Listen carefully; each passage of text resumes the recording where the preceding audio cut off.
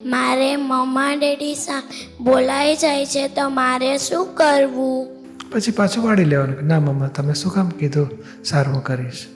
એટલે આપણે પાછું છોડી દઈએ તો પછી સામું બોલવાની ઓછું થઈ જશે અને એડજસ્ટમેન્ટ લેવાશે. જૂઠું પણ બોલાઈ જાય છે, એ નહીં બોલવાનું. આપણે મમ્મીને ખાનગીમાં કહે મમ્મી આ તને બોલાઈ ગયું મારે જૂઠું, પણ ખરેખર આવું નહોતું બન્યું, આવું બન્યું તો સાચી વાત આ છે, કહી દેવાનું. ચોખ્ખું કહી મને દેવાનું. ડર લાગે છે કે ના ના પણ તું મમ્મા એક વચશે તો.